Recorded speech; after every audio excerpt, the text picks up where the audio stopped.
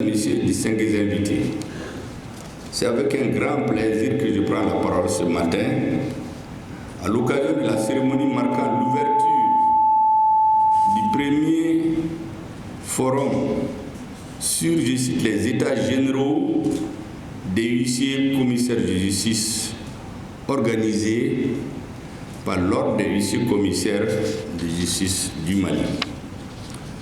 Je voudrais, au nom du président de la transition, chef de l'État, le colonel Assimi Goïta à mon nom propre, remercier l'ordre des huissiers commissaires de justice du Mali de cette belle initiative consistant à regrouper l'ensemble des membres de votre corporation pour un examen sans complaisance de l'état de la profession afin de tirer les enseignements permettant de donner les meilleures orientations possibles pour le présent et l'avenir de votre métier.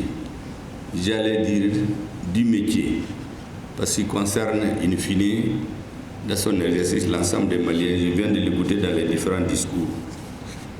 À l'entame de mon propos, mesdames et messieurs, je voudrais avoir une pensée émue pour toutes les populations sinistrées de notre pays, mais aussi pour celles des pays membres de l'AES, victimes d'inondations qui ont causé de nombreuses pertes en vies humaines, des blessés ainsi que d'importants dégâts matériels. Le gouvernement de la République du Mali, prenant la juste mesure de la situation, a tenu le 23 août dernier, sous la haute présidence du président de la transition chef de l'État, un conseil des ministres extraordinaire qui a fait le point de la situation avant de prendre des mesures appropriées. Dans la même dynamique, il a pris un décret déclarant l'état de catastrophe naturelle sur l'ensemble du territoire national. Les messages de solidarité et de compassion du gouvernement de la République du Mali et de la nation malienne tout entière a été porté au plus haut niveau de l'État par le président de la transition, le président de tous les Maliens et en exercice de tous les citoyens de l'AES. Autrement dit, président en exercice de la Confédération de l'Alliance des États du Sahel, qui a bien voulu s'adresser par son message en date du 23 août dernier au peuple de la Confédération, meurtri par ces événements douloureux. En m'inclinant pieusement devant la mémoire de toutes les personnes décédées à la suite de ces inondations, pour lesquelles nous prions le bon Dieu pour le repos éternel, je formule le vœu de prompt rétablissement pour les personnes blessées.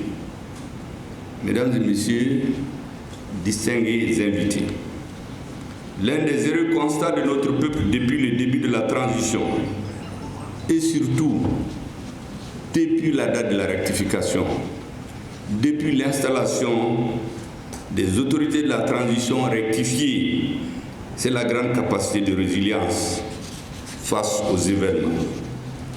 En effet, avec le soutien et la détermination de notre peuple, nous avons dû faire face à toutes sortes d'adversités, des plus manifestes ou plus voilées, à l'intérieur et à l'extérieur. Vous entendez beaucoup de gens soutien de la transition, c'est ce que j'appelle le soutien de la 25e heure. Personne ne les a vus avant la rectification, mais maintenant ils sont très bruyants. Ils sont dans les médias, ils font des meetings, mais qui se tiennent pour dire, nous ne nous trompons pas. Nous savons comment les pays ont avancé dans l'histoire. Beaucoup poursuivent des objectifs stratégiques qui consistent à travers des micmacs, des discours spécieux, à mener le doute chez les Maliens ou les amener à douter de leurs responsables. Mais nous ne sommes pas dupes. Moi, je suis avec beaucoup d'attention. J'essaie de décrypter tous ces faux professeurs, ces faux donneurs de leçons qui sont dans la rue, dans les meetings, dans les médias, qui font des interprétations spécieuses et malveillantes des propos, surtout du Premier ministre, en disant oui, moi je soutiens les militaires. Le Premier ministre, il est mauvais. Maintenant, vous savez comment ça se passe. La finalité, on connaît. Je connais beaucoup de pays où ça s'est passé comme ça. J'en ai cité beaucoup de cas où des mouvements politico-militaires dirigeaient un pays. Certains sont allés chuchoter dans les oreilles des militaires, comme au Soudan. Ah oui, il faut enlever le Premier ministre, il faut le mettre en prison. Ils l'ont fait. Et après, les mêmes sont allés chuchoter pour mettre les militaires en conflit. Et leur pays est détruit maintenant. La plupart de ceux qui ont orchestré ça, ils ne sont plus là-bas. Certains sont morts, d'autres sont partis ailleurs. Donc, nous avons une analyse historique et très vigilante de tous ces commentateurs, tous ces des citoyens. C'est des défroqués, je les appelle. Vous savez, ils ont leur spécialité. Certains sont des militants de partis, des syndicalistes, des hommes de presse. Mais en réalité, ils poursuivent des objectifs politiques. Mais ils se cachent derrière certains trucs. Mais nous ne sommes pas dupes. Je crois qu'ils perdent leur temps. D'ailleurs, depuis que la transition a commencé, nous ne sommes que dans ça. Je vais m'adresser à vous à cette occasion pour vous souhaiter la chaleureuse bienvenue à ces assises portant sur les états généraux des justiciers, commissaires de justice du Mali. Qu'il me soit permis d'exprimer au nom de l'ensemble des justiciers commissaires de justice du Mali et au mien propre mes sincères remerciements et ma profonde gratitude à M. le Premier ministre, chef du gouvernement, qui a bien voulu accepter de présider la présente cérémonie d'ouverture malgré son agenda extrêmement chargé. C'est la preuve, Monsieur le Premier ministre, que vous accordez un intérêt particulier et un attachement profond à la refondation de l'État et partant à celle de la justice qui est un des piliers centraux. Mes remerciements vont également à l'endroit de toutes les personnalités qui ont voulu honorer leur présence malgré leurs multiples occupations, donnant un cachet particulier à notre cérémonie, à cette cérémonie. Mes consoeurs et confrères qui n'ont ménagé aucun effort pour la réussite de ces assises et surtout ceux venus de l'intérieur en ces temps d'insécurité résiduelle et de difficultés de tous ordres. Et enfin à l'ensemble des invités, les organes de presse ainsi que les personnels d'appui.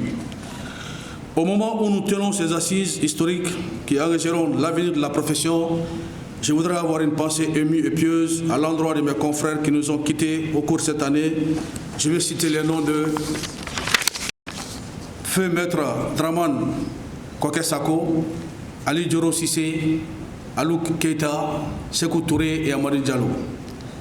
J'associe à ces derniers toutes les victimes civiles et militaires, toutes les victimes civiles et militaires maliens et étrangers tombés sur le champ d'honneur pour notre chère patrie. J'exprime en dernier lieu ma profonde compassion à l'endroit de nos compatriotes victimes d'inondations qui ont résolu mort d'hommes et des dégâts matériels importants. Je m'incline pieusement devant la mémoire de toutes les victimes décédées à la suite de cette catastrophe et souhaite prompt rétablissement à ces blessés. Que leur âme repose en paix et puisse le bon Dieu les acquérir en son paradis éternel. Le tome inaugural choisi, à savoir la profession du commissaire de justice face aux mutations politiques et socio-économiques, cadre parfaitement avec les orientations hautement stratégiques adoptées par les plus hautes autorités de notre pays pour la construction du Mali nouveau, Mali croix. Ce thème suscite beaucoup d'intérêt pour les commissaires de justice parce qu'il touche aux orientations majeures qu'implique la refondation de l'État sur la base du triptyque défini par le président de la transition, chef de l'État, son Excellence le colonel Assimi Goïta, à savoir le respect de la souveraineté du Mali, le respect des choix stratégiques opérés par le Mali, la préservation des intérêts vitaux du peuple malien. La profession du commissaire de justice connaît et connaîtra certainement des mutations liées aux réformes politiques majeures enclenchées par les autorités de la transition. Ce thème d'actualité sera brièvement exposé par notre confrère Maître Sylvain Maran Keita. Monsieur le Premier ministre, il s'agira au cours de ces assises de faire un diagnostic sans complaisance, voir l'état des lieux de la profession du commissaire de justice à travers 3 thématiques qui sont la relecture du statut et du règlement intérieur régissant la profession, la relecture des états des textes relatifs aux tarifs des commissaires de justice, en dernier lieu les difficultés dans l'exercice de la profession. Les exposés et les débats autour de ces différentes thématiques nous permettront d'appréhender les difficultés et de proposer les solutions en vue de leur prise en charge par les autorités compétentes. Elles permettront également, Monsieur le Premier ministre, de nous projeter vers l'avenir en dégageant les perspectives et de formuler des propositions en vue des États généraux de la justice. À l'issue de ces assises, nous ferons des recommandations et proposerons des résolutions qui seront portées à l'attention du ministre de la Justice et des Droits de l'Homme, garde des Sceaux. L'urgence nous commande, Monsieur le Premier ministre, d'appeler votre attention sur les difficultés que rencontrent les justices commissaires de justice accomplissant le service public de la justice à requérir des agents des forces publiques dans l'exécution des décisions de justice depuis plus d'une année, ce qui constitue une entorse à la bonne distribution de la justice. Il est extrêmement important de rappeler que les tarifs des frais de justice en ce qui concerne les commissaires de justice du Mali n'ont pas varié depuis 1995 et c'est là à la faveur du décret numéro 95-255/PRM du 30 juin 1995 portant tarif des frais de justice en matière civile, commerciale et sociale. Les coûts de fonctionnement des cabinets d'huissiers commissaires de justice ont connu une ascension flagrante à cause de l'évolution des réalités socio-économiques du pays. Il est utile de signaler qu'à cette époque, le prix de l'essence coûtait 300 francs CFA. 300 francs. Monsieur le Premier ministre, chef du gouvernement, nous fondons l'espoir que les recommandations et résolutions formulées au cours de ces États généraux ne resteront pas sans réponse, parce que nous nous rappelons d'une de vos déclarations que vous avez bien souvent utilisées, qui est la suivante. Si nous ne réglons pas les problèmes de la justice, la refondation aura échoué. Sur ces notes d'espoir, je voudrais clore mon propos en vous remerciant de votre aimable attention.